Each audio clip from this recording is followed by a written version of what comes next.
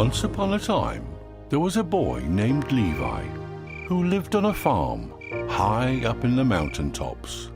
And every night he would gaze at the night sky, for none intrigued Levi more than the moon itself.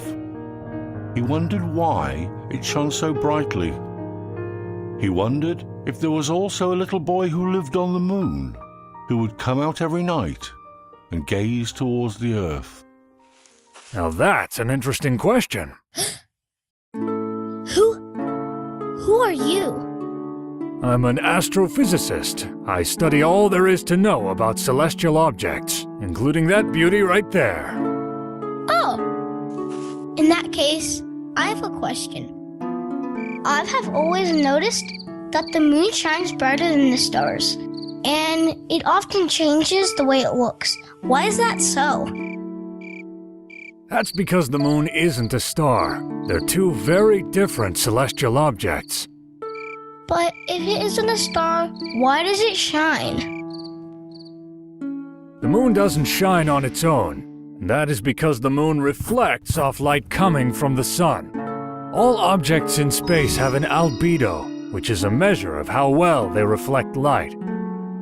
The moon's albedo is actually similar to that of coal. Only 12% of the sun's radiation that falls upon it is reflected back. But I don't see the sun in the sky with the moon right now. How does it reflect light from something that's not there? Here, take this rock. Now, slowly rotate where you stand. Imagine yourself as the Earth, and the rock you hold in your hand, the moon. The moon appears bright because it reflects light coming from another source, in this case, the lamp. The shadows casted on the moon change as you rotate. When the moon approaches a full moon, it is waxing. When the moon is approaching a new moon, it is waning. It takes approximately 27.3 days for the moon to make a complete orbit around the Earth. We call this a sidereal month. Observe. Do you notice that you only see one side of the rock? That's how we see the moon as well. We only see one side of the moon. That is because the moon is tidally locked to our planet. The other side of the moon that we do not see is called the far side.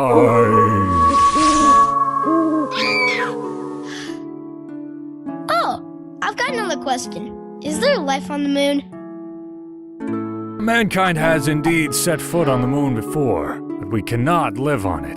The moon lacks an atmosphere thick enough to sustain life. We wouldn't be able to breathe up there. I can't breathe. Furthermore, there isn't enough water on the moon. Because the moon is much smaller than the Earth, the moon has a weaker gravitational field, only about 1/6 as much gravity as the Earth, an amount that our bodies are not adjusted to living with.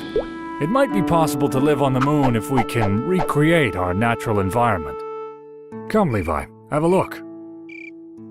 Whoa! That's amazing! But how did you know my name? There was no reply. Levi turned around and noticed that he was all alone.